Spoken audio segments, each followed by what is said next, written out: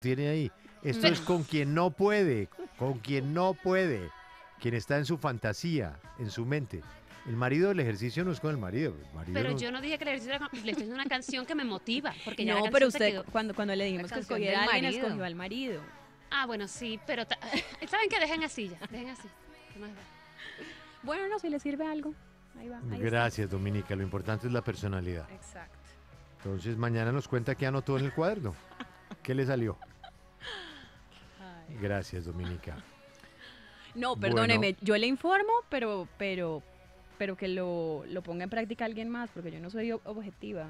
Mejor María Camila, ¿qué opina? No, Ana ya está haciendo la tarea. No, Yo que Ana sí. haga la tarea, exactamente. Ya todo el mundo Yo se las hago. Listo. Lucas, noticia a esta hora.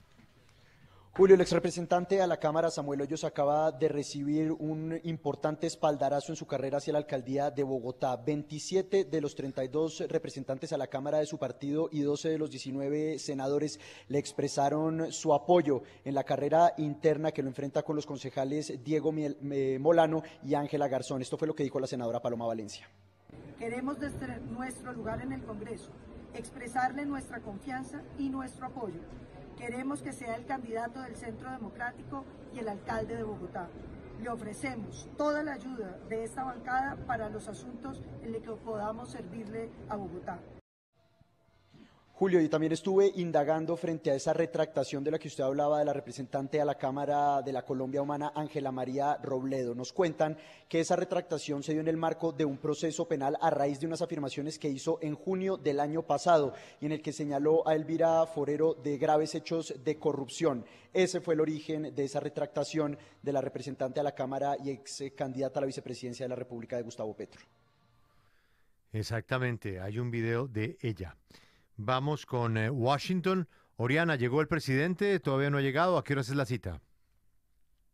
Está próximo a llegar, Julio. Nosotros ya nos encontramos dentro de la Casa Blanca porque hacia las 12:30 llega el presidente Iván Duque, quien hace pocos minutos salió de la reunión que tuvo con el Comité de Relaciones Exteriores de la Cámara de Representantes con los congresistas Elliot Engel, Michael McCall, Albio Sayles, Francis Rooney y Gregory Meeks. En esta reunión, según se conoció, pues se habló del restablecimiento de libertades en Venezuela, del compromiso en la lucha contra las drogas y los crímenes transnacionales, así como del crecimiento del comercio colombiano. Estamos entonces acá muy pendientes, Julio, a que empiece ese encuentro bilateral entre Donald Trump y el presidente Iván Duque. Nosotros ahí pegados con usted y Vicky también. Ana María, noticia a esta hora. Pues Julio, los familiares de los periodistas ecuatorianos asesinados por Guacho tienen serias dudas sobre la versión oficial brindada por el gobierno colombiano. Yadira Aguagallo, pareja del fotógrafo ecuatoriano Paul Rivas, ha emitido una carta dirigida al ministro de Defensa, Guillermo Botero, pidiendo la información. Como primera medida, preguntan sobre la noticia de la liberación que se difundió el 28 de marzo del año anterior, 2 días después del secuestro. Ella dice que aunque las autoridades en Colombia negaron la liberación del equipo periodístico, el ministro del Interior del Ecuador, César Navas, reconoció que la liberación sí existió, que se contaba con información de inteligencia de ambos lados de la frontera y que incluso el exministro Luis Carlos Villegas había llamado para felicitarlo por las buenas nuevas. Advierte Aguagallo que esta liberación se habría frustrado por los ataques y hostigamientos que se producían en el borde fronterizo y en ese sentido pide explicaciones a Botero sobre las operaciones militares que se realizaron durante el tiempo del cautiverio. Finalmente cita la mujer una investigación llamada Rehenes que establece que estas operaciones sí se dieron de manera sistemática y constante y por eso los familiares exigen la verdad. No, también está con escáner. Ya está metida en el escáner de la clínica del country. Esta es la W. Silvana, noticia a esta hora. Julio fue enviado a la cárcel modelo de Barranquilla Tomás Maldonado, el presunto asesino de la ciudadana Brenda Pájaro. Los delitos que le fueron imputados por la fiscalía fueron hurto calificado, feminicidio agravado y acceso carnal violento agravado. Según un informe de la fiscalía, Maldonado estaría también vinculado al asesinato de otras 6 personas. Muchas gracias. Juvenal Gordon desde Pereira nos envía este homenaje en el Día de la Radio. Retransmitimos algún segmento.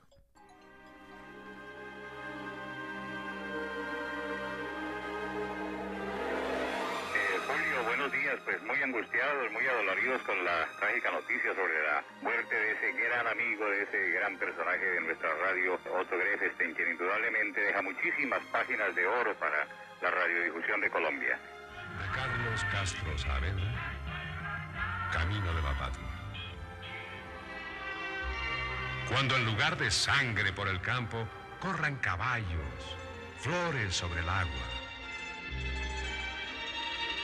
Cuando la paz recobre su paloma y acudan los vecinos a mirarla.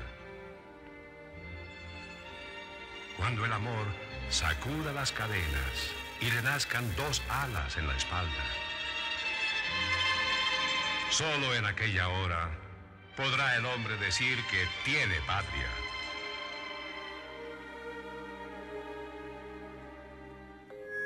Hace muchos años, muchísimos, tantos que he perdido la cuenta, Julio, desde Nueva Granada, quizás cuando empezábamos a dar nuestros pasos en la ciudad de Manizales, veníamos a Bogotá, Otto era el director de emisoras Nueva Granada y luego pues trabajamos... Aniversario de la radio, de una voz que se apagó hace años, Otto Grefstein, y de la última que se nos apagó recientemente, don Eucario Bermúdez. Vamos con los oyentes a esta hora en la W. Javier, buenos días, ¿dónde está? Numeral presidente, dígale a Trump. ¿Sus flores son para quién, en dónde? Para mi esposa Adelaida, aquí en Bogotá. No me cuelgue, por favor. Con mucho gusto, daflores.com se las envía. Don Ricardo, buenos días. ¿Cuál es su opinión?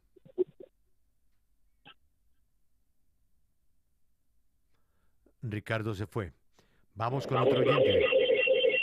No, don Ricardo no le baja el volumen al radio, pues obviamente no vamos a poder hablar. Vamos con otro oyente, por favor. Don Luis, ¿cuál es su opinión del tema del día, don Luis? Numeral presidente, dígale a Trump. ¿A quién le mandamos sus flores? A mi hermanita amada en Manizales. Allá le llegan de daflores.com. Nos queda una última llamada con flores. Álvaro, buenos días.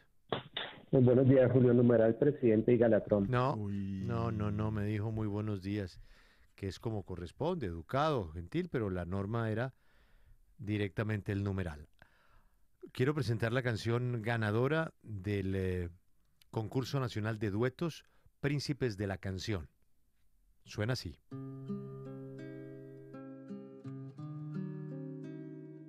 Un bellísimo, bellísimo bambuco.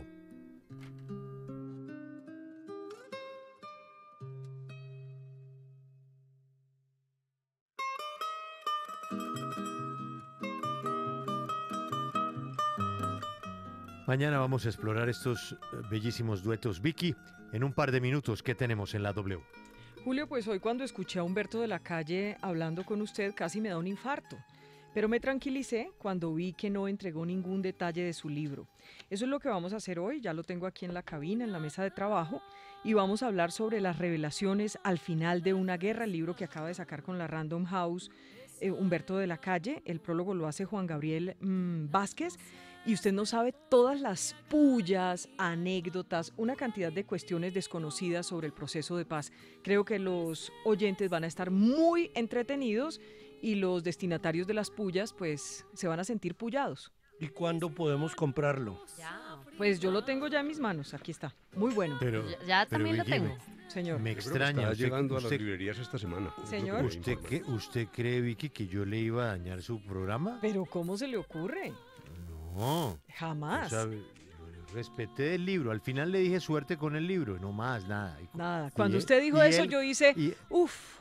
No, y él también muy amablemente dijo gracias y colgó porque no se quería autochiviar.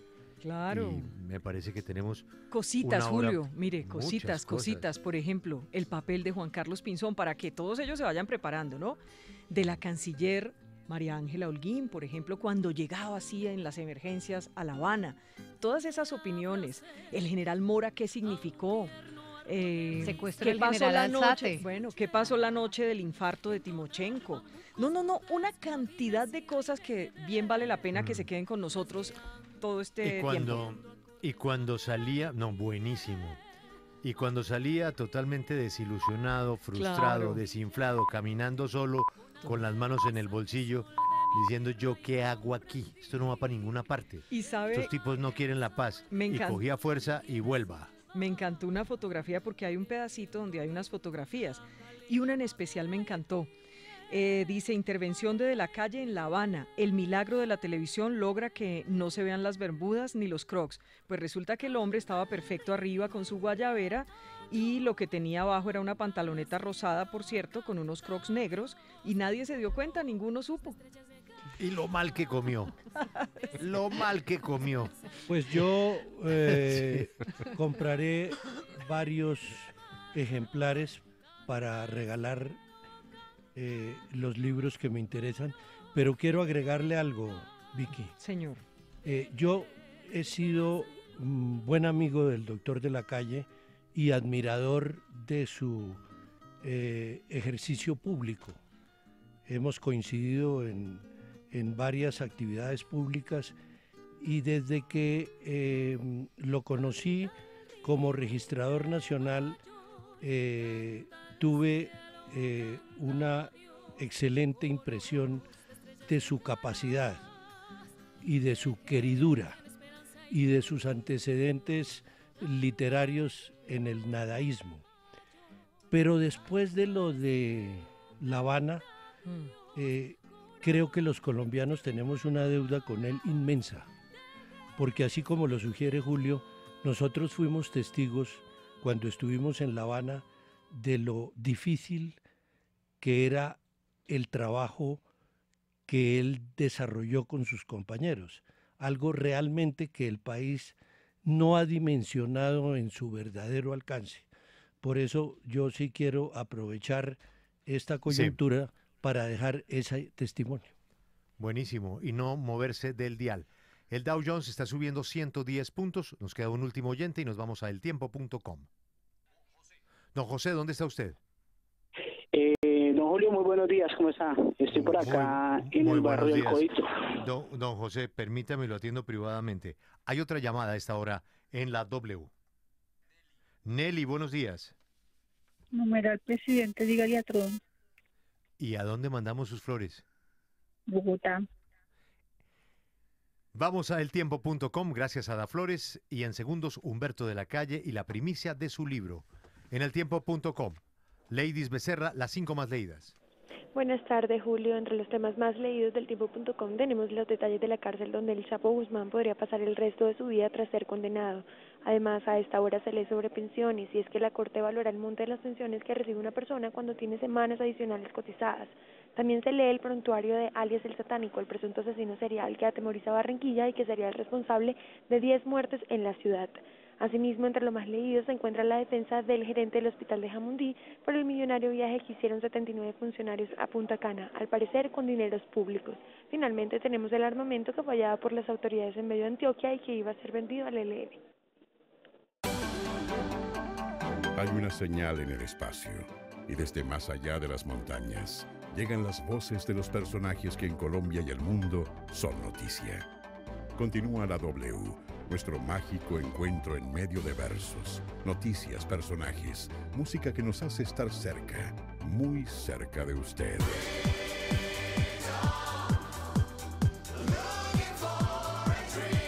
La W, primer informativo de la frecuencia modulada, primer lugar de sintonía. La W presenta Vicky Dávila.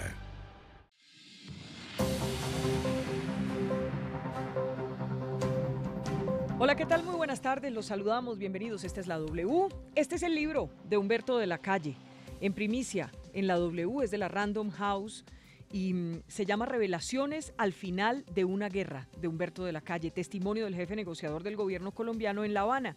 El prólogo es de Juan Gabriel Vázquez y hoy tendremos a Humberto de la Calle sentado aquí. Ustedes no saben todo lo que dice y revela este libro, pero además todo lo que habla de unos personajes en particular durante las conversaciones.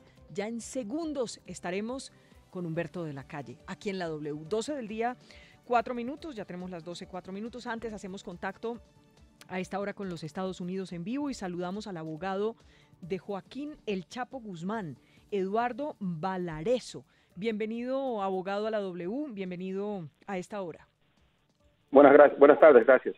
Gracias por acompañarnos. Bueno, ya sabe la noticia más importante del momento, la condena de su cliente. ¿Cómo tomó, cómo reaccionó su cliente por esta condena?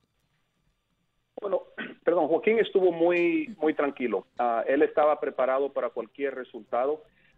Él mismo me dijo esta mañana, ayer, que sus pies estaban muy plantados y que él esperaba todo, estaba preparado para cualquier sea el veredicto del jurado. Entonces, de cierta manera, no fue una sorpresa para nosotros, considerando las pruebas que se presentaron, todos los obstáculos que tuvimos en defenderlo a él y además el espectáculo que se creó alrededor de este mito de Joaquín Guzmán. Abogado, ¿en algún momento el Chapo Guzmán ha contemplado la posibilidad de aceptar cargos y colaborar con la justicia y contar todo lo que sabe del mundo criminal y del narcotráfico? Mire, Joaquín se tiró al juicio porque no quiso ser informante, no quiso delatar a nadie, y él quiso plantearse como un macho, como él dijo, que no iba a hacer eso.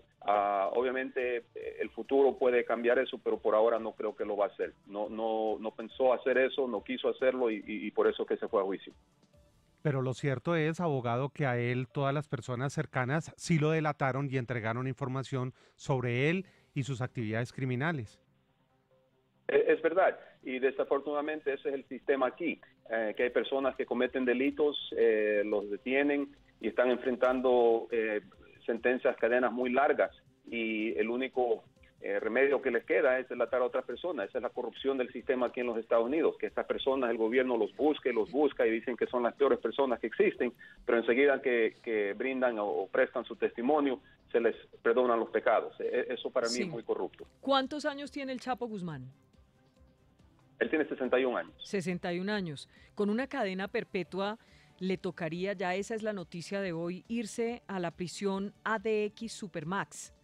Dicen que es en Colorado y que es la cárcel más terrible en el mundo. No diría que es la cárcel más terrible, se supone que es una de las cárceles más seguras aquí en los Estados Unidos, y obviamente lo van a encarcelar allá es por la historia de Joaquín. Pero honestamente, yo he tenido clientes en esa cárcel que dicen que es mejor que estar en una cárcel como él está ahora. Ahora él está privado de aire, de sol, de ver el cielo, pero en esa cárcel siquiera va a tener 1 hora al día donde él puede salir afuera a un patio y siquiera actuar como una persona común y corriente, respirar aire fresco, ver las nubes, ver si llueve, cosas que uno no piensa que hasta que le deprivan de eso. Entre otras cosas, lo que se dice de esa cárcel, sí, como usted lo ha dicho, es estar aislado 23 horas al día, y un exalcalde que está detenido dijo, es mucho peor que la muerte. Bueno, Joaquín es una persona muy fuerte. Él ha vivido una vida muy dura desde que era niño y ha vivido una vida muy dura desde los últimos 15 años. Entonces, yo creo que la cárcel, las condiciones bajo él que va a estar allá en ADX no van a triunfar sobre él. Él está completamente preparado para todo. ¿Y él está arrepentido de tantos crímenes que cometió a lo largo de muchos años?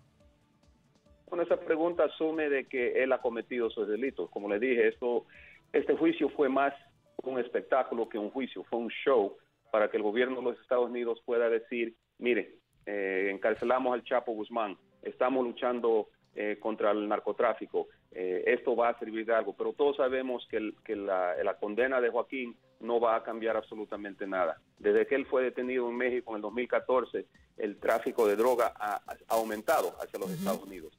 Y un muro, como quiere el presidente Trump aquí, no va a parar eso, porque se escuchó testimonio de que venía por túneles, por trenes, por carro, por todo, excepto por la frontera, cruzando a través de un muro. Entonces, es ridículo, es un show. El gobierno ayer mismo dijo que Joaquín Guzmán era el líder del cartel de Sinaloa y que han dado un golpe muy grande al narcotráfico. Eso es una mentira completamente.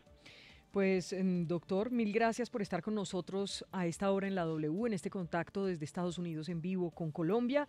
Y no sé si suena extraño preguntarle, pero imagino que Joaquín el Chapo Guzmán ya no estará pensando en escapar. ¿Habrá desechado esa idea de su mente?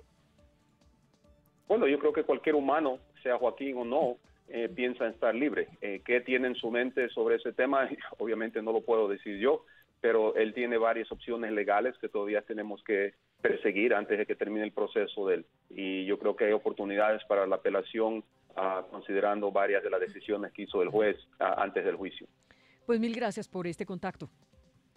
Está bien, y ahorita voy a visitar a Joaquín y saludos. Bueno, señor, que me le vaya bien.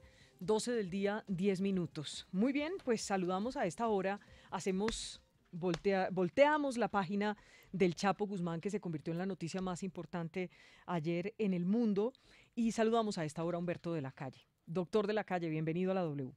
Pues mil gracias, Vicky. Primero, de nuevo, aquí, como hemos estado varias veces, pero sobre todo con algo que yo le he dicho a usted y usted no me cree. A ver. Y es que yo me siento muy orgulloso de haber sido su subalterno. ¿A usted le parece que es demagogia? No, es verdad, porque yo aprendí mucho cuando estuve en la FM. Vicky era la directora. Esa fue una época para mí estupenda. Pasábamos felices, ¿no? Sí, y además la radio, esos caudales de adrenalina de la radio. Una anécdota, perdón, antes de empezar. Cuando Vicky me llamó pues a incorporarme al programa, yo le dije, bueno, entonces tú por las noches me anuncias cuáles son los temas del siguiente día. Y me dijo, no, mijito, usted no sabe lo que es esto. Esto es como un torero que tiene que aparecer en el ruedo sin burladeros y a ver qué toro le sale. Y en efecto, esto es adrenalina, esto tiene que responder de manera inmediata. Así fue, ¿no? Y así fue, y una experiencia muy, muy linda, y además con todos los compañeros, aquí está Jairo también, y bueno, fue una camaradería enorme y una etapa muy buena de mi vida. Entre otras cosas, Humberto, ya déjeme decirle Humberto, ya Pues no es claro. ni candidato, No, ya qué nada. carajo, no, eso ya no. ya es el abogado de siempre, ¿sí? No, y el escritor tampoco. de este libro. Pero tampoco soy abogado, yo dejé la profesión O sea, antes de la campaña. O sea, ya ni siquiera doctor Humberto, sino No, Humberto Hombre Acecas. chévere. Pero es que además debe ser Humberto, ese cuento, aquí, usted sabe que al Sati Avendaño decía, aquí, Le dicen doctor es cualquier HP mientras no se puede lo contrario.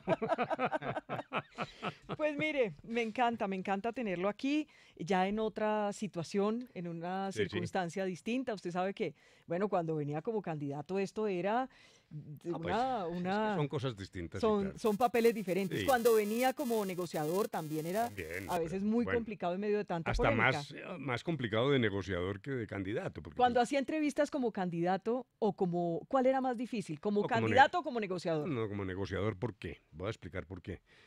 Porque siendo jefe de la delegación, cualquier cosa que uno dice Ujú. en pro de la negociación, las FARC lo entendían como un compromiso. Dicen, no, es que usted dijo tal vaina. Y entonces le echaban mano y se lo guardaban en el bolsillo. Y viceversa, cualquier cosa que uno negaba generaba una crisis en la mesa. Era caminar en el filo de la navaja realmente, muy difícil. Pues mire, yo quiero empezar esta entrevista con respecto a este libro, Revelaciones al final de una guerra, de Humberto de la Calle, testimonio del jefe negociador del gobierno colombiano en La Habana. Quiero empezar por preguntarle por personas que usted menciona allí. Empecemos por la canciller entonces, María Ángela Holguín. Yo tengo subrayado y todo, hice la tarea bien. Dice, dividir al enemigo como un truco viejo de las FARC. Y dice que también lo utilizaron con la canciller María Ángela Holguín. Cuando ella asistía a las reuniones, se derramaban en elogios y afirmaban que cada vez que venía, algo bueno se obtenía en la mesa.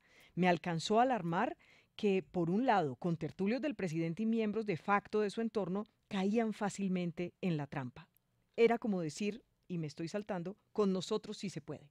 Sí, y varias, no solo con la canciller, es que cuando íbamos a Oslo, en el avión, un avión espantoso, eso parecía un ataúd, porque eso no tenía ni ventanas ni nada. Y el piso era de rodachines, eso fue un viaje terrible, porque era un avión de carga, muertos de frío. El Luis Carlos Villegas llevó gorrito para la cabeza. Se debía ver horrible. No, pues imagínese, cobijita, almohada, bueno.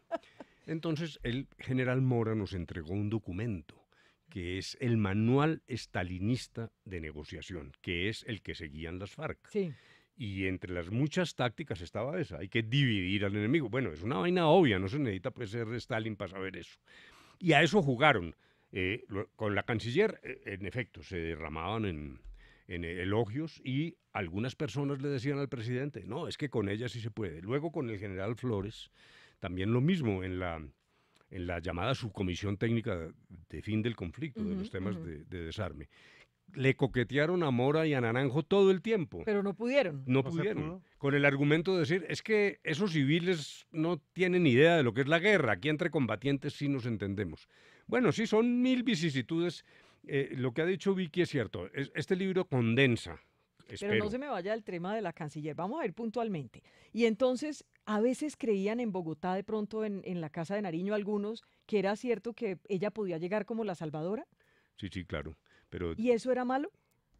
no, a ver, yo he pensado muy bien todas estas circunstancias de una negociación que son negociaciones tan complejas. Yo también entiendo que hay juegos.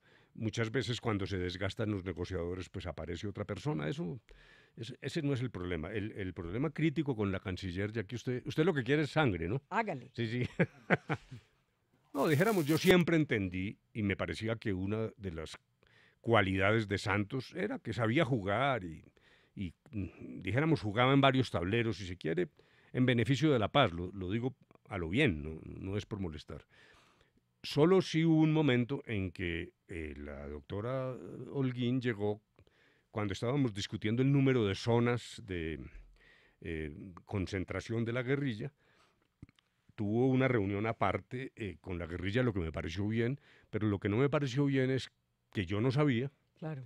y que nosotros estábamos empeñados en un número menor de zonas y esa noche se negoció un número mayor. Entonces, Iban con el mismo mensaje. yo hice una reunión muy tensa, absolutamente respetuosa. Nunca he sido tan cuidadoso de las palabras, diciéndole, doctora Holguín, usted trae un mandato del presidente, yo respeto ese mandato, aquí el que manda es el presidente, no soy yo. Pero si no hay coordinación, vamos a caer en la trampa del manual stalinista. Ella se molestó mucho, dijo que entonces ella desistía de su trabajo en La Habana y fue, dijéramos, una situación muy tensa. Sí. Cuando regresé a Bogotá, fui donde el presidente y le presenté mi renuncia. No. Sí, sí. Yo le puse mi renuncia sobre la mesa y le dije, presidente, usted es el que manda, primero. Usted escoge quién lo representa, segundo. Eso no tiene duda. Yo no soy el dueño del proceso, usted es el líder, el dueño es Colombia realmente, pero bueno. Pero yo no puedo trabajar si no hay coordinación. Entonces yo me quiero retirar. Él no abrió el sobre, yo se lo puse sobre la mesita, lo recogió, me dijo, no, ni peligro, usted sigue. Y a partir de allí hubo más coordinación. Pero bueno, de alguna manera uno tiene que mirar esto no con mala voluntad, sino desde el punto de vista del presidente. Yo sí creo que una ventaja para Colombia es que el presidente tenía flexibilidad y capacidad de oír a muchas personas y bueno, finalmente salimos adelante. Por eso es que tienen que leer el libro. Le voy a mencionar otro personaje porque yo le dije, quiero empezar esta entrevista por personajes. Remitámonos a ese 11 de septiembre del año 2012 a las 5 de la tarde, cuando usted llegó con Sergio Jaramillo al Ministerio de Defensa. El ministro era Juan Carlos Pinzón.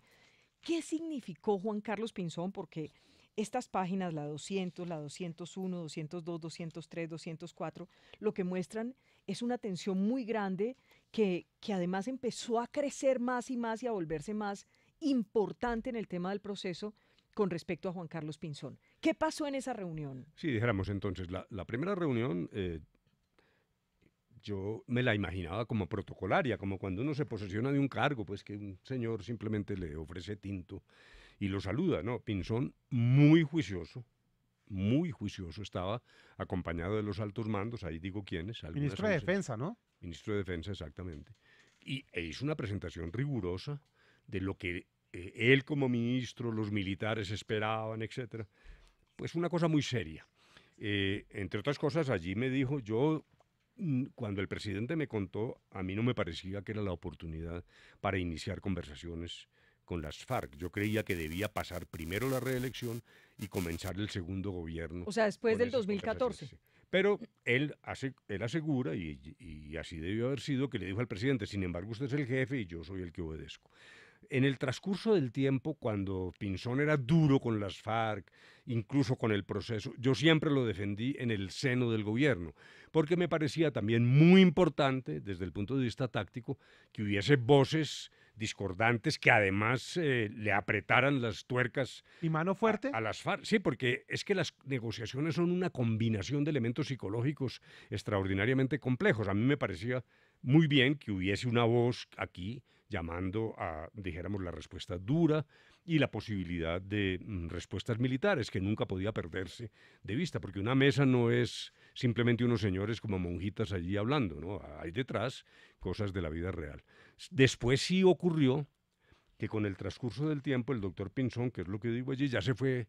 A mí me parece que se le fue la mano, que es lo que trato de ¿A usted le describir. parece que se le fue la mano? Por ejemplo, él les habló del síndrome, cuidado con el síndrome Petro Plazas. Sí, eso me dijo. ¿Qué era el síndrome Petro El Plazas? síndrome de Petro Plazas era, no puede suceder que los militares se vayan a la cárcel y los guerrilleros a la política. Y yo le contesté, eso no va a suceder, y en efecto, la jurisdicción especial es un tratamiento diferenciado pero equivalente, y el responsable por igual tiene que asumir sus responsabilidades. Luego, tal vez para completar la idea, sí, hubo alguna declaración en El Espectador del doctor Pinzón donde ya sí prácticamente ponía en juego el proceso mismo. Y creo que en ese momento, sin intervención nuestra, me parece. Eso quería preguntarle, ¿ahí fue que el presidente decidió cambiarlo? Sí, pero no porque nosotros le ¿Ustedes damos... no pidieron nunca la cabeza de Pinzón? No, nunca, pero... ¿Las FARC la pedían constantemente, No, pues sí, imagino? permanentemente, ¿no? Pues eso sí era... Pero dijéramos, eso es obvio, eso no tiene nada de raro. Y el presidente, pues, decidió cambiar. Llegó Villegas, que a mí me parece que hizo una tarea estupenda. Y para nosotros, como venía de la mesa, recordemos que él estuvo en la mesa de negociador, sí, y al mismo tiempo fue presidente de la ANDI, etcétera, etcétera, etcétera.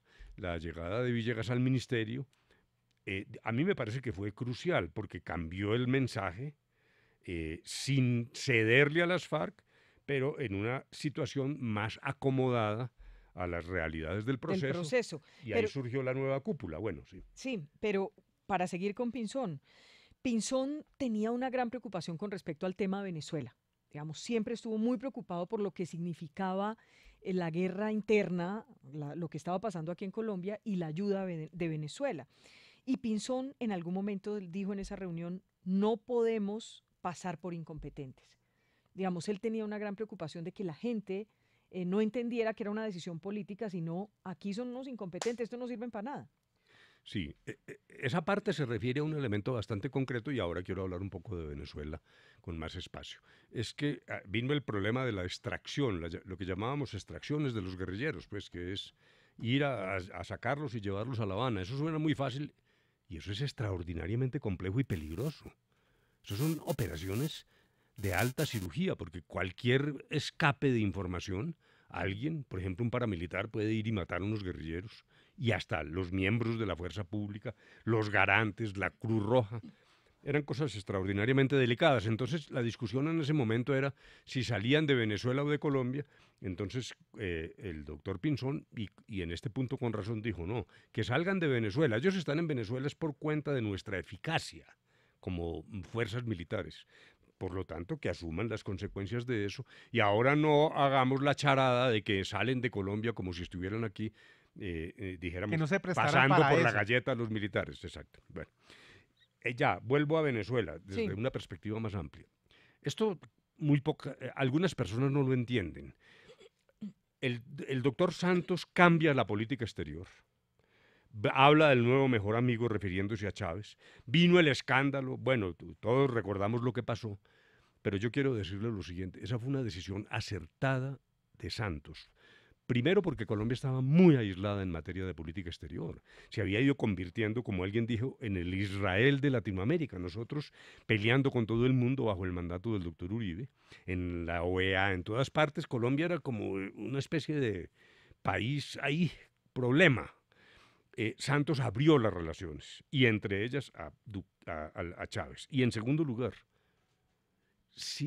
ojo con lo que voy a decir, si Venezuela no presiona a las FARC, le envía el mensaje de que no hay espacio para la violencia, si no les dice que es el momento de la política electoral, como se lo dijo Cuba, y si no les brinda garantías a las FARC, nunca hubiera habido mesa.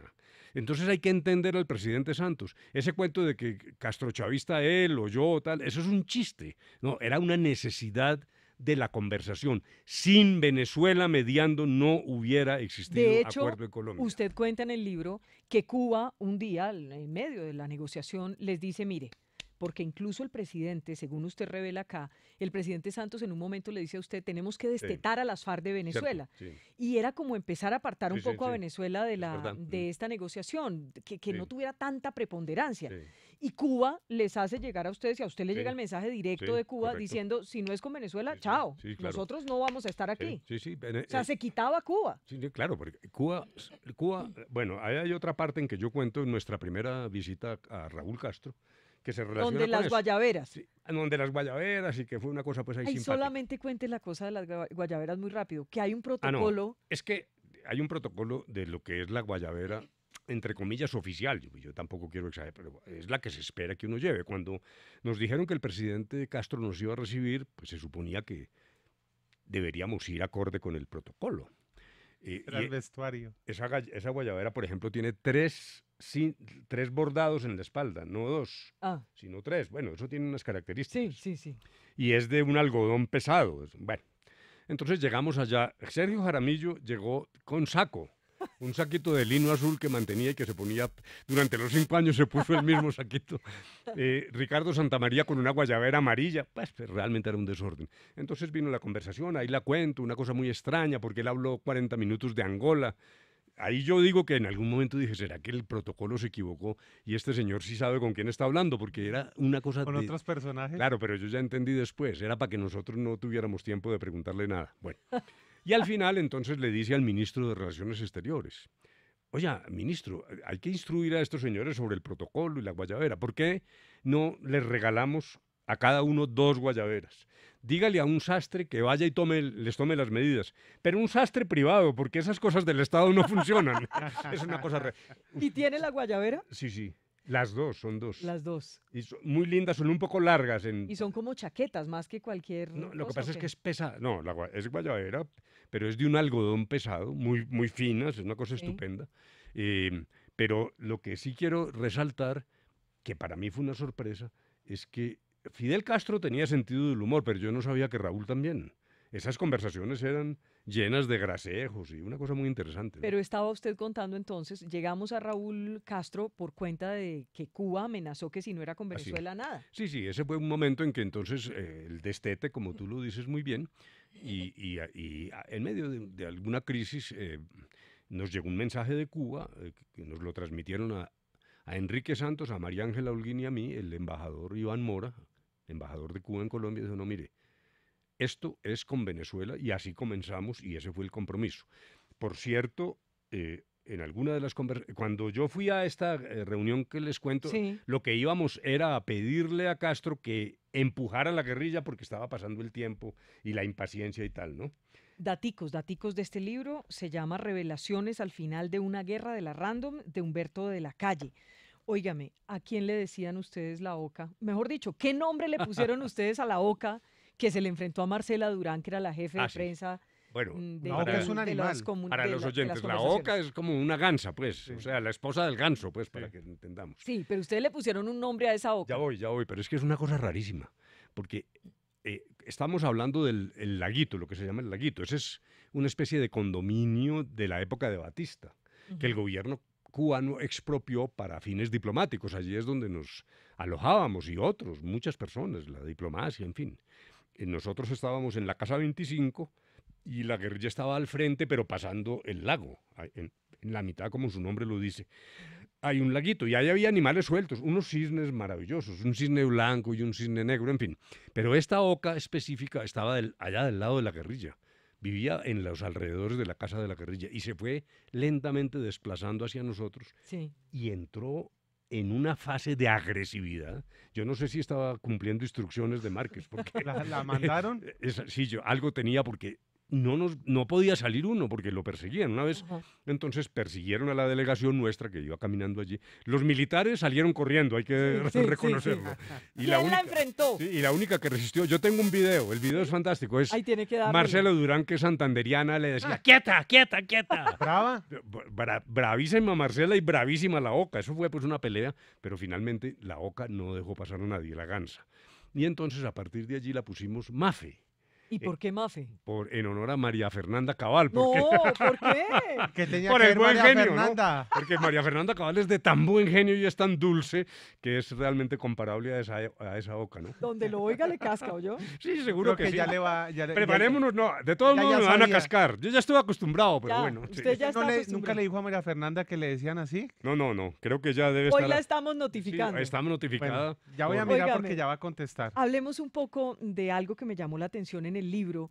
Es el libro que estamos presentando hoy aquí de Humberto de la Calle en la W, en primicia. Este libro de la Random que se llama Revelaciones al final de una guerra. Muy largo ese título. Me toca estar mirando la pasta Sí, para podérselo aprender. Para podérmelo aprender. Pero ahora está hablamos del título un muy poquito. divertido. Está muy interesante. Mire, me parece que usted en el libro cuenta que usted siempre tuvo la duda de que la inteligencia cubana sí llegó a penetrarlos. Digamos, ustedes sí fueron de pronto oídos por la inteligencia cubana o chuzados o interceptados, yo no sé cómo lo quieran llamar, pero usted siempre tuvo esa duda. Sí, ahora, subrayo la palabra duda porque no es una certeza. Doy un paso atrás. Bueno, primero, una cosa importante del título es que dice revelaciones al final de una guerra, porque yo ya sé lo que van a decir, van a decir, ¿cuál ¿Cuál paz? guerra? ¿Cuál Aquí no ha habido final? paz, la paz de Santos. Bueno, es de una guerra. Muy bien. Bueno, entonces, a mí me abordó antes de viajar, pues cuando me nombraron el director de la CIA para Latinoamérica. Y me dijo, yo quiero tener una conversación con usted, le quiero advertir. En lo tecnológico no, pero en inteligencia humana, la inteligencia de la CIA es igual o superior a la de los Estados Unidos. Oiga lo que estoy diciendo. ¿Quién le advirtió? Un director de la CIA para Ajá. Latinoamérica me dijo, tenga mucho cuidado. Usted va a llegar allá y encuentra personal de servicio, etcétera, guardaespaldas y tal. Todo eso esos son agentes. Y entonces debe tener extraordinario cuidado. Yo no puedo decir que fuimos chuzados, no. Eso no me atrevo a decirlo. Y puede que no lo hayamos sido. Pero ahí narro 2 o 3 circunstancias muy raras. Por ejemplo, en alguna conversación con Luis Carlos Villegas, hablando del campo, dijimos, no, es que estos señores de las FARC tienen una imagen bucólica del campo. La palabra Sí, bucólica, sí. para los sí. oyentes van a decir, ¿eso qué quiere decir? Sí. Pues en una reunión posterior, no recuerdo si fue Santrich o quien dijo, nosotros no tenemos una imagen bucólica del campo, lo que queremos Y era es una darle-". charla entre ustedes dos. Sí, sí. Si alguien les hubiera contado. Bueno, entonces dijéramos pequeños indicios. Claro, nosotros... El día de lo del campo también, que hablaban de lo del campo. Sí, es que realmente había como unas cosas raras. Sí, porque dijimos, en el punto 1, exacto, reforma rural integral, de pronto dijimos privadamente, estos tipos de las FARC debe ser que no tienen todavía su propuesta preparada y entonces están mamando gallo. Y en alguna conversación, siempre Márquez y yo hablábamos antes de empezar la reunión en un pasillo, hasta de pie, era una cosa graciosa. Y me dijo, óigame, nosotros tenemos lista nuestra propuesta sobre el tema rural, pero es que este no es el momento. Como, no sé, es una cosa extraña. Anticipándose. Pero no, sí, yo no me atrevo a hacer esa afirmación rotunda. Pero recuerde de todas maneras, Humberto, que Nicolás Maduro sí en algún momento dejó entrever que había como grabaciones y que ellos sabían qué era lo que había pasado en Amenazó con Exactamente, sacarlas. amenazó con sacarlas. No O sea, las que sacó. eso quiere decir que de pronto sí esas conversaciones fueron grabadas. No, pues por eso insisto, cuento lo que puedo con lo que sé. No. Aprovecho, este libro es genuino, es la realidad y la verdad que yo viví. Puede haber otras versiones, seguramente del lado de las FARC. Ahora, cada quien ve la realidad a su Claro. modo. Pero yo aquí ni oculto nada y en todo caso reitero que allí no hubo ningún misterio. Siempre, Y nada que Maduro tuviera que fuera secreto. Conversaciones con las FARC de él, yo no sé. Pero con la delegación o con el jefe de la delegación, jamás. Todo eso está ahí contado.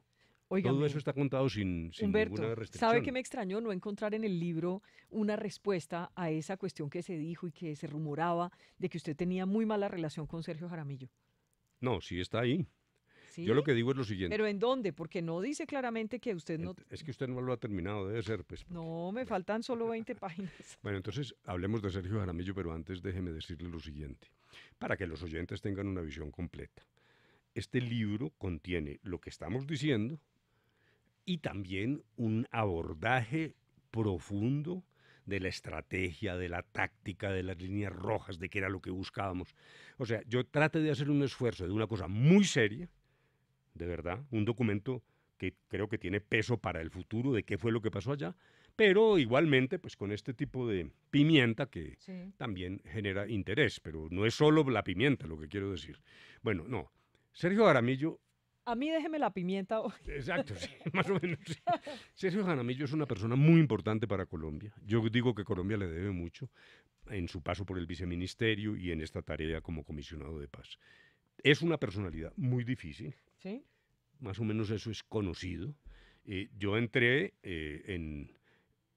con la designación del presidente y dijéramos, había como un cierto entorno muy controlador. Él venía trabajando de antes, fue el jefe de la delegación durante la fase secreta y además tenía toda la organización de la oficina del alto comisionado. Yo era pues un tipo solo ahí, dijéramos. Y era el nuevón. Y sí, el señor que llega, lo que generaba, me imagino, de parte de él, bueno, me imagino no. Pero usted era el jefe. Sí, para allá voy. Entonces, dijéramos, un poco como la duda, bueno, pero este señor de la calle, como quién será y qué será lo que piensa y tal. Y él es una persona de difícil aproximación para muchos. Pero quiero decirle lo siguiente categóricamente. En lo estratégico nunca tuvimos diferencias, en lo estratégico. Había discusiones muy profundas en las... Es que la gente no se imagina, no es solo hablar con las FARC, era hablar entre nosotros mismos, para con los ponerse generales, de acuerdo. Entonces había discusiones muy profundas, pero nunca tuvimos diferencias reales, estratégicas. Claro, dijéramos, en lo personal, yo por eso cuento que varias veces intentábamos salir a los restaurantes y proponíamos 3 o 4 opciones y él siempre decía, no, un día le dijo, óyeme, Sergio, habrá la posibilidad de que algún día vamos al restaurante que nosotros queremos. Pero ¿Era muy dominante? Sí, pero terminamos en un binomio que yo creo que nos complementamos y que me parece que fue muy importante para las negociaciones. Luego vino... y seguramente volverás con esto, Vicky, bueno, ya lo habíamos medio tocado, pues interferencias de afuera y tal, y el deseo muchas veces de las FARC de decir, no, es que eso con De la Calle y Jaramillo no funciona, sí, es que hay que sacar esos tipos, o bueno, lo que fuera. ¿Quién era más difícil, Sergio Jaramillo o Enrique Santos? Porque es que una cosa es que llegue Sergio Jaramillo, que en todo caso era un funcionario o lo que fuera, pero llegaba el hermano del presidente y era el hermano del presidente. ¿Cómo era eso? No, con Enrique Santos ¿Fantástica? Jamás una diferencia, ¿no? Jamás. Ah, ¿de verdad? No, por favor. ¿Un tipazo o qué? Pues en esto, primero muy solidario, yo no hago sino agradecerle. A Enrique entraba en momentos cruciales. Siempre cuando tocaba teníamos nuestra conversación y programábamos conjuntamente lo que había que hacer. No. Con Enrique Santos ni una sola diferencia. Vamos a hablar ya del general Mora, que es un capítulo importante en el libro donde usted cuenta tal. Había incluso la hora Mora, para que ustedes se vayan haciendo una idea de cómo fue importante el general Mora. Pero quiero preguntarle antes por Germán Vargas, porque creo que también usted en el libro deja ver un poco cómo Germán Vargas incluso ustedes lo tuvieron, mejor dicho, ustedes no querían que él fuera la fórmula vicepresidencial de Juan Manuel Santos en el 2014. Pues eso es cierto en el siguiente sentido. Cuando empieza a surgir la tesis de que él iba a ser la fórmula, Sergio y yo, claro, uno queda un poco preocupado y dice, bueno, ¿intervengo o no intervengo? Eso no corresponde a La Habana. En mi caso particular, además, yo no era funcionario público. Ojo, Sergio lo era, yo no. Dijéramos que no tenía legitimidad para meter las narices donde no me correspondía. Pero conociendo las posiciones de Vargas, que son respetables, su vida, lo que le ha pasado con las FARC, pues se sabía que había seguramente una resistencia muy grande de parte de él. Y eso fue lo que justificó, en mi opinión, que Sergio y yo fuimos conjuntamente donde el presidente Santos a decirle, óigame, si usted realmente va a tomar esa decisión, piénselo 2 veces. Esto puede ser realmente un problema por las posiciones de Vargas. Primero, para mi sorpresa, y así era, yo quiero resaltar eso. ¿Qué le dijo el presidente? Él no se ponía bravo, era realmente Santos. Era muy frío, oía. Oía, sí. Y entonces dijo... Así después no hiciera caso. Yo pensé... Sí. Escuchaba. Yo pensé que nos iba a decir, largo de aquí. Metidos. Mi fórmula es mía, y hubiera tenido razón. Entonces dijo, no, yo quiero que entonces ustedes hablen con Vargas, para una sorpresa nuestra. Le dijimos, bueno, pues hablamos con él. Entonces convinimos una cita En Pero Catam. una cosita, un paréntesis, hay una precisión. Ustedes le dicen, mire, este señor no nos conviene para el proceso. Claro, por eso. Eso le dijeron. Era una piedra mire, por para favor, el proceso de paz. él no nos va a aportar, sino que nos va a dañar esto, más o menos. Claro, en función de sus antecedentes, sí, ese era el argumento. Y los antecedentes eran que había sido víctima de las FARC, y todos que era considerado más de derecha, Claro, exacto, todo sí, esto. Sí. respetabilísimos, pero bueno. Entonces nos citamos en Catam y el gobierno iba a salir en un viaje oficial y a las 5 de la tarde llegamos a Catam, estaba Vargas y llegamos Sergio y yo, nos fuimos a una salita y le dijimos esto también con la misma franqueza que como lo estamos O contando sea, no aquí. fue a las espaldas No, de le dijimos, Vargas. mire, nosotros le hemos dicho al presidente que usted puede ser un peligro para el proceso. Y la respuesta y él de nos Vargas... dice que le comuniquemos eso. Y entonces Vargas dijo una cosa que además fue cierta. Yo tengo que reconocer eso. Dijo, no, mire, yo tengo mis ideas y además, pues, víctima, etcétera, etcétera. Yo no voy a interferir ese proceso. Yo le doy a ustedes la garantía de que si ganamos y soy vicepresidente, no voy a interferir ese proceso. Y en efecto, él cumplió rigurosamente. Pero usted hace una salvedad. Al final, usted dice sí, que al final hubo como dos o se tres portó cositas, mal. Pues dijéramos pequeñas salvedades de él o de personas cercanas a él, pero eso no borra la circunstancia de que él dedicaba a su infraestructura durante el tiempo de la vicepresidencia. Entre otras cosas, nunca hablamos. Pues nosotros no sentíamos que teníamos obligación de hablar con él y él tampoco nos pedía información. Es más, siempre como que en las entrevistas decía como, yo de eso no me entero, eso no hace parte de mis funciones. No, que fue lo que ¿Y nos nunca dijo. nunca se metió para No, nada? Nunca, no. Y cumplió la palabra de Catam. Nunca se metió. Repito, como... Pero el silencio también hacía bueno, daño. Sí, pues sí, eso sí. Francamente, porque uno sabía Cada quien lo que el juzgará. silencio era que no estaba de acuerdo. Sí, ese es un juzgamiento que deben hacer los oyentes, sí, claro. ¿Usted No lo había- sintió así o no? ¿Usted que era el jefe de negocio? Digamos, No, pero... era un tipo muy importante, además era un político muy importante ante la opinión pública también, y además acuérdese que él tuvo la más alta popularidad durante mucho tiempo en el gobierno. Sí, pero... Como que no sufría el desgaste del proceso de paz, sino al final, justamente en la campaña, cuando se puso, primero se fue como en contra del proceso y luego ya se vino a tratar de estar a favor del proceso y toda esa como incoherencia, digámoslo así, en la campaña fue lo que le generó. Sí, ahí también hubo una baja. turbulencia, sí, Ujú. pero yo sí quiero decirle, en mi modesta opinión... Margarita Rosa de Francisco dijo que uno no puede decir modesta opinión, porque ninguna opinión es modesta. Si fuera modesta no la expresaría, cosa que me pareció muy graciosa. No, el mejor servicio que le hizo Vargas en la vicepresidencia al proceso fue no decir nada. No, yo sí tengo que garantizar. Eso fue lo que dijo. Pero y lo porque si cumplió. hubiera dicho, hubiese No, pues, sido porque en es contra. que su tala... Sí, claro, pues es decir, Pero- uno sí veía, pues que él tenía... Pero el luego, silencio le hizo daño o no hizo No, daño. no, ¿Un no. poquito? No, yo no creo. ¿No? No, las FARC tampoco esperaban nada de Vargas, ni la opinión pública, él estaba en otra cosa. Lo que ocurre, como tú lo dijiste, Vicky, porque como estamos hablando es con franqueza. Sí. No, pues en la campaña él sí tuvo unas vacilaciones, y algunos de los cercanos actuaban de manera que a veces parecía frenando ya los desarrollos del acuerdo, pero no, Dice usted los cercanos a Vargas, Vargas. Sí. o sea, el Partido Cambio Radical. Sí, claro, pues hubo momentos, el doctor Lara, bueno, en fin, donde ya había cierta indefinición. Pareciera que él se movía de un lado al otro. Lo dijiste tú mejor que yo. Pero durante las conversaciones, el doctor Vargas no interfirió las mismas. Bueno, cuénteme una cosa. Hablemos del general Mora. Había hasta la hora Mora, una hora que ustedes definieron que era hasta las 8 de la noche. Vamos a estar en estas conversaciones y en esta cuestión. Después hacemos otra cosa o nos vamos a dormir o lo que sea. Cada uno es dueño de su tiempo, entiendo. ¿Sí? Exacto, sí. A ver, pongamos eso en contexto porque es muy importante. Sí, que no piensen que usted se iba pues a parrandear después de las 8. Esa vaina sí me da risa. Yo estaba confinado allá, ni podía jugar golf siquiera, porque después del escándalo del catamarán, ¿quién se atrevía a jugar golf? Una foto. ¿Se entretenía con algo? No, lo que yo hice fue leer y leer. Óyeme esto, yo tenía un aparato de televisión en mi habitación que nunca prendí en casi 5 años, nunca.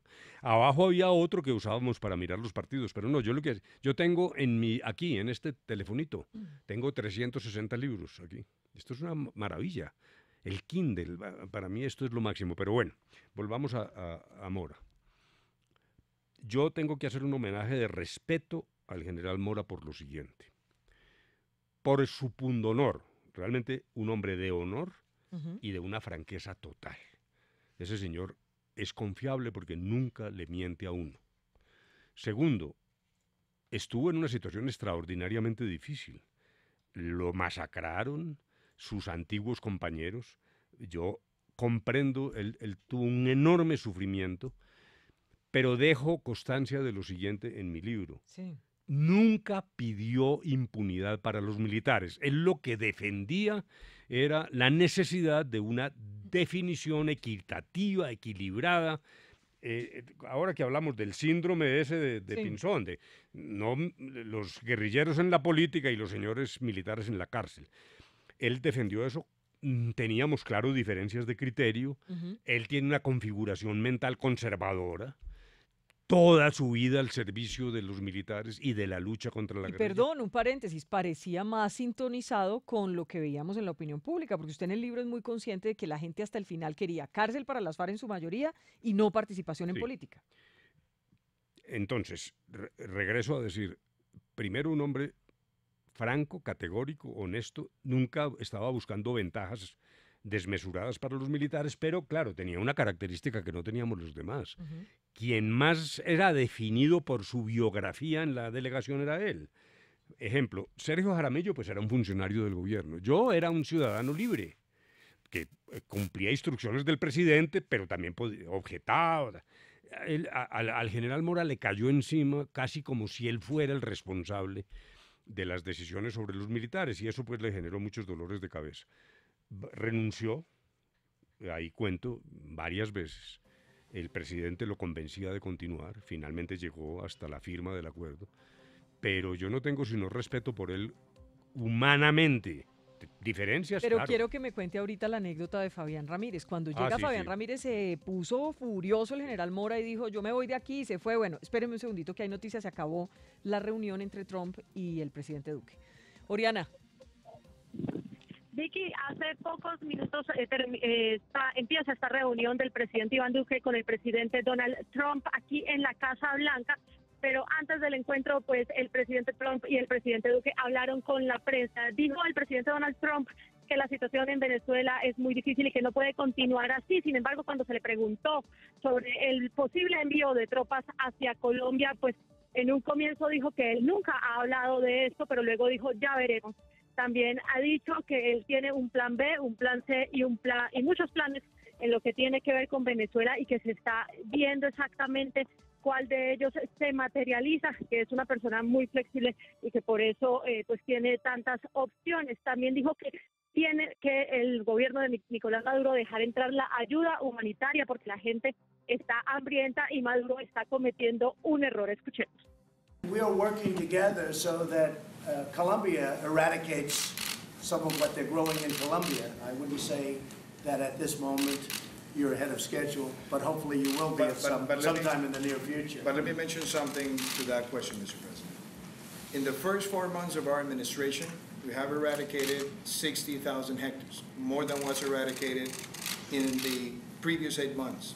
We have a goal, and we will commit to that goal, because it is our moral duty to have Colombia free of illegal crops and free of narco-trafficking. Pues Vicky, esta es la respuesta del presidente Donald Trump y del presidente Duque a la pregunta que le hicimos de la W sobre cómo ve el avance de la política antidrogas del gobierno Duque, y dice el presidente Trump que están trabajando juntos, pero que sí hay un retraso en el cronograma en la erradicación de cultivos ilícitos, a lo que el presidente Duque pues responde que en los primeros meses de su gobierno se han erradicado 60.000 hectáreas de coca y que tiene una meta, que es dejar a Colombia libre de drogas. Le pido por favor, Oriana, que nos contactemos nuevamente a la 1 para más detalles sobre este importante tema. Gracias, Oriana. 12 del día, 48 minutos. Estamos conversando con Humberto de la Calle y estamos revelando algunas cosas de revelaciones al final de una guerra. Este es el libro de Humberto de la Calle, jefe negociador del gobierno en La Habana frente a las FARC. Doctor de la Calle, ¿cómo fue ese día que ustedes fueron y le dijeron al doctor, usted fue y le dijo al general Mora y le dijo al general Naranjo, mire, viene Fabián Ramírez para la mesa? Y era que necesitaban en la mesa un tipo que fuera, pues, muy narco dentro de la organización de las FARC. ¿Qué dijo el general Naranjo? El general Naranjo, digamos que fríamente lo asumió. ¿Qué pasó con el general Mora? Sí, es que en efecto, como esto siempre estaba interferido por todo tipo de versiones, lo que se decía es, esa mesa de La Habana no sirve para nada, porque ahí no están los narcos, eso ahí es un intelectual que es Santrich y otro señor que lo que es un diplomático de las FARC, eso no es importante. Y entonces, en cierto momento, las FARC, como teníamos el compromiso de que se podía rotar los miembros de la delegación, como en efecto también lo hizo el gobierno, entonces se anunció que iba a venir Fabián Ramírez, a quien se le caracterizaba en la opinión pública como más cercano a esas actividades. Yo fui muy cuidadoso en jamás revelar esas operaciones y exigía que no me las contaran. Ya lo dije, las operaciones de extracción, ese es un riesgo enorme. Por la ubicación. Porque, no, pues si llega un paramilitar a matar a alguien con un francotirador, bueno, esos son momentos donde está en juego la vida de los civiles que acompañan al gobierno, de los garantes, de los militares, porque esto se hacía con los militares. Por cierto, una nota de pie de página. A mí me pareció grave que algún militar contó unas de las coordenadas antes de una operación Usted lo dice en al el doctor libro. Uribe, y el doctor Uribe reveló eso. Y usted lo califica de irresponsable en el libro, a Uribe. A mí me parece, esto lo voy a decir sin ánimo polémico, pero con toda convicción. Alguien que fue jefe del Estado no puede jugar con eso. Es que esas son operaciones extraordinariamente delicadas. Bueno, entonces, cuando ya supe que venía Fabián y no sabía en qué momento, ni cómo, ni en qué coordenadas, y siempre pedía que no me contaran, entonces eso con un argumento práctico. Le dije, mire, matan a ese tipo y quedamos de sospechosos los que sabíamos dónde estaban. Claro. Y, mejor dicho, esa es una lápida sobre uno. Entonces les conté, y en efecto, como tú dices, el general Naranjo tomó la cosa con tranquilidad y guardó silencio. El general Mora se ofendió mucho. Dijo, yo no voy a sentarme en una mesa con un narcotraficante, y se retiró. Y dijo, voy a renunciar. Él, de manera muy gallarda, regresó y dijo, mire, yo pido excusas por mi reacción en cuanto al lenguaje, pero no sobre mi decisión. Yo me retiro, ya me dijo en frío. Obviamente yo llamé al presidente y dije, no, tenemos una crisis. El general Mora se va a retirar por la presencia de Fabián Ramírez. Convinimos en una conversación telefónica ahí había un teléfono seguro. Bueno, eso de los teléfonos seguros. Y eso dicen siempre, esta línea es segura. ¿Quién fue el que habló del teléfono seguro cuando el 8000? El 8000. Entonces, eso de los teléfonos seguros es bastante relativo. Pero, bueno, el presidente habló con el general Mora y lo convenció. Y todo se tranquilizó. Pues dijéramos que se evitó la ida. Él siempre mantuvo unas posiciones, como he dicho, con mucho pundonor. Pero sí, él renunció, anunció pues su renuncia, dijo que regresaría a Bogotá a renunciar. Eso lo arregló el presidente porque se sintió muy mal por dos razones. Por esa presencia, y él reiteradamente atacaba a Sergio, que porque Sergio era lo que él llamaba el secretismo, es que todo es secreto. Y a mí, porque en algunas ocasiones, en efecto, como esta, yo le dije, yo no puedo revelar, ni tengo las coordenadas, ni se las revelaría, cosa que se repitió Ese además. día le reclamó y le dijo, me siento un cero a la izquierda. Sí. Oiga, déjeme avanzar porque ya se nos va a acabar el tiempo y no quisiera que se me acabara. Dice usted en el libro, el más ideológico era Jesús Santrich, pero vaya sorpresa. Joaquín Gómez, habitualmente dicharachero y mamagallista, en los momentos de tensión regresaba a la vieja estructura marxista de sus años juveniles. Catatumbo, en cambio, era más pragmático y, al igual que Alape, a veces se ponía en nuestros zapatos. Márquez mantenía la distancia propia del jefe de la delegación. Dice usted que era muy, pero muy frío, Iván Márquez. Quiero que me hable de aquella noche cuando le dijeron que Timochenko tenía un infarto. Usted dijo, esto se jodió. No, entonces me llamó Iván Márquez por la noche y me dijo, doctor, él me decía, doctor, necesito que usted me acompañe mañana. A las 7 de la mañana los recojo en el carro pues que tenían al servicio de ellos. Y dije, ¿pero de qué se trata? Y dijo, no, yo mañana le cuento. 7 de la mañana, me subo al carro y arranca y sale del laguito. El laguito, para que los oyentes nos entiendan, ya lo había dicho, es como un condominio de 50 casas que era una cosa de la era de Batista y que usa Cuba para la diplomacia. Y cuando sale del laguito, yo le dije, óyeme, ¿pero para dónde vamos, maestro? Usted me está sacando del laguito. Esto hasta dije, ¿será que este tipo me va a secuestrar? ¿O qué? Me van a secuestrar en La Habana. Y bueno, entonces me dijo, no, tranquilo, ya vamos y tal. Entonces ahí cerca había un hospital que se llama el CIMEC. Y llegamos a un hospital y yo dije, bueno, esto sí es una cosa dramática. Yo creo que lo que estoy haciendo aquí. Entramos, nos recibieron unos señores médicos, me subieron a un piso superior, a una habitación que tenía una antesala, me sentaron ahí y en cierto momento, para mi sorpresa, sale Timochenko en bate baño, pijama y bate baño.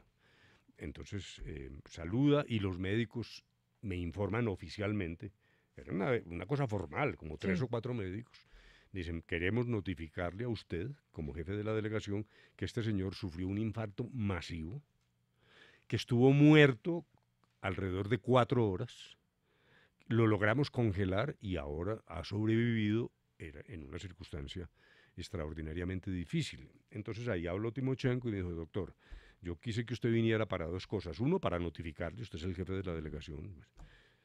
2, para decirle que por razones humanitarias, como él tenía un permiso limitado de estar allá, quiero que el gobierno amplíe ese permiso, a lo cual le dije, no, pero claro, pues en estas circunstancias, porque realmente estuvo muerto. ¿Y qué hubiera pasado si hubiera muerto Timochenko?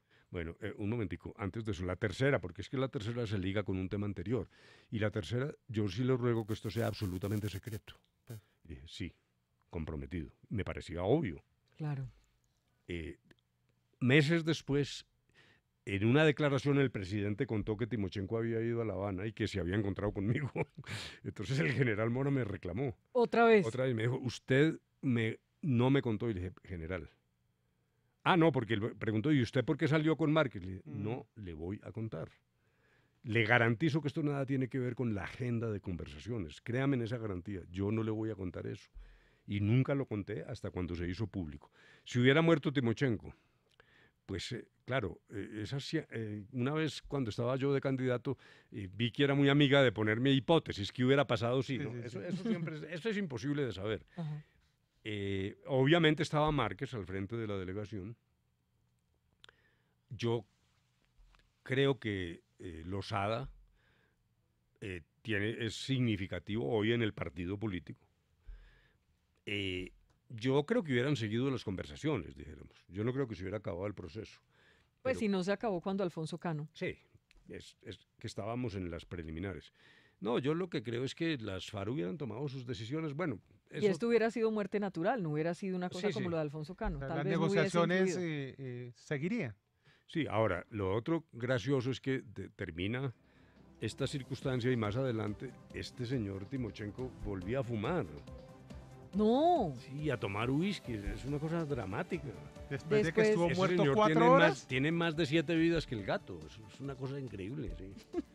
Ay, no, Humberto, nos hubiera encantado quedarnos a conversar más, que esta entrevista pudiera ser más larga, porque hay muchísimas anécdotas, muchísimos momentos importantes en el proceso, como cuando ocurrió la masacre por parte de las FARC en el Cauca, cómo ocurrió esto, cómo en La Habana incluso Joaquín Gómez le dijo a usted, como a ustedes no les duele la muerte de los soldados que consideran algo desechable, vamos a golpear en el bolsillo. Sí. Les duele más, porque entonces habían reiniciado los bombardeos. Sí, ¿cómo fue volver a quitar los bombardeos? Sí. Una cantidad de historias que, de verdad, o el día que a Sergio Jaramillo se le ocurrió decirle al presidente que todo esto de la cadena de mando podía influir en el presidente después, en la responsabilidad del presidente. No, está muy interesante el libro. Hay que leerlo completo. Y pues lo pueden leer quienes estén de acuerdo con el proceso y quienes no, porque usted sabe que yo sí que le critiqué ese proceso. Sí, yo sé. Ahora, pero está bueno el libro. Repito para terminar, tiene estos elementos de pimienta, tiene los elementos conceptuales, pero además tiene cierto grado de oportunidad, porque la situación con el ELN, me parece que deberíamos repasar esto tranquilamente, hombre, sin ánimo de odio ni nada. Leamos eso. Bueno, este libro, Revelaciones al final de una guerra, de Humberto de la Calle. Esta es la W. Humberto, gracias por acompañarnos. Bueno, gracias, me encanta Vicky. Poder volver a decirle Humberto. Ya volvemos con Hernán Peláez.